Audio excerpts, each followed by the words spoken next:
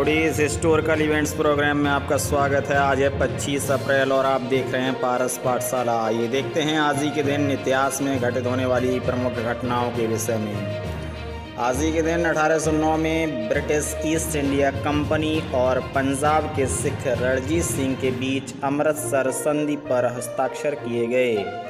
आज ही के दिन 1867 में जापान की राजधानी टोक्यो में विदेशी व्यापार को अनुमति प्रदान की गई। आज ही के दिन 1905 में दक्षिण अफ्रीका में गांधी जी के अथक प्रयासों के बाद अश्वेतों को मताधिकार प्राप्त हुआ। आज ही के दिन 1954 में अमेरिका के न्यूयॉर्क में पहली बार बेल लैब्स ने सोलर बैटरी बनाने की घोषणा की। आज ही के दिन 1957 में सोडियम परमाणु रिएक्टर पहली बार प्रायोगिक तौर पर संचालित किया गया।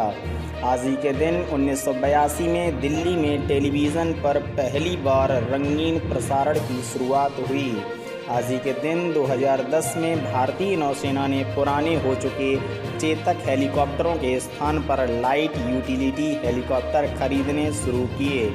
आज ही के दिन 2015 में नेपाल में आए 7.9 रिएक्टर स्केल की तीव्रता वाले भूकंप ने भारी तबाही मचाई, जिसमें हज़ारों लोगों की जानें गईं और अपार जनधन की हानि हुई। अब आइए देखते हैं आज का विशेष। आज के विशेष का विषय है विश्व मलेरिया दिवस। आइए जानते हैं क्या है मलेरिया दिवस। मलेरिया रोग के बारे में जागरूक करने के लिए यह दिवस अंतर्राष्ट्रीय स्तर पर मनाया जाता है।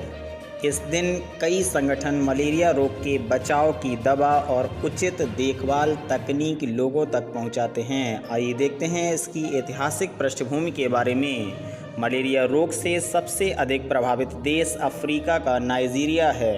वर्ष 2001 से अफ्रीकी सरकार ने इसकी रोकथाम के लिए अहम कदम उठाए।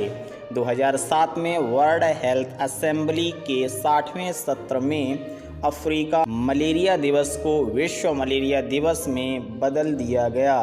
वर्ष 2008 में पहली बार अफ्रीकी सरकार ने मलेरिया दिवस को आयोजित किया। आइए देखते हैं इसके उद्देश्य के बारे में। प्रतिवर्ष अंतर्राष्ट्रीय स्तर पर मलेरिया दिवस मनाने का उद्देश्य मलेरिया को नियंत्रित करने में विश्वव्यापी प्रयासों को मान्यता प्रदान करता है।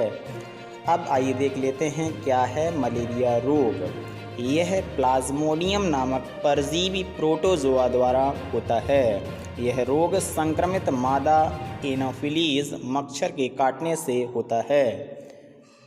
आइए देखते हैं इसके लक्षण के बारे में। मलेरिया में सिरदर्द, पेशीय पीड़ा तथा तीव्र ज्वर होता है। मलेरिया ज्वर के 3 चरण होते हैं।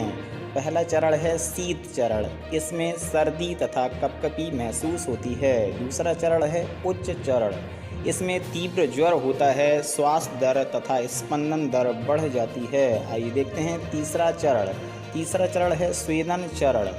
अत्यधिक पसीना आने से शरीर का तापमान सामान्य स्तर से कम हो जाता है। अब आइए देख लेते हैं इसके रोकथाम के बारे में।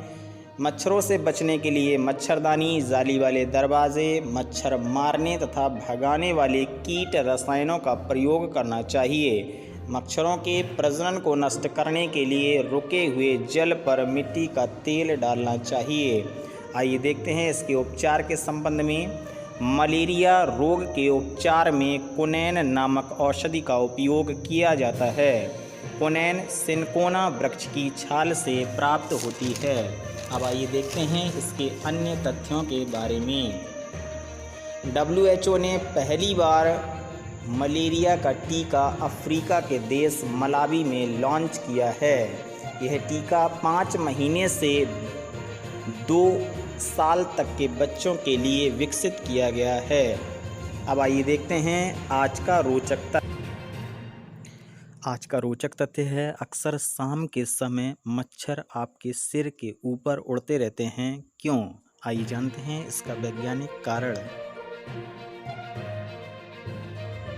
इसका वैज्ञानिक कारण यह है कि मच्छरों को मनुष्य द्वारा छोड़ी गई कार्बन डाइऑक्साइड की गंध, पसीने की गंध व तैलीय पदार्थ की गंध पसंद होती है।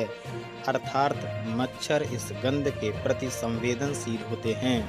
मनुष्य के सिर पर बाल होने के कारण पसीना नहीं सूख पाता है, इसलिए उसकी गंध, तैलीय पदार्थ की गंध और मनुष्य द्वारा छोड़ी गई कार्बन डाइऑक्साइड की गंध उसके सिर के आसपास अधिक मात्रा में होती है। यही कारण है कि मच्छर सिर के ऊपर उड़ते रहते हैं।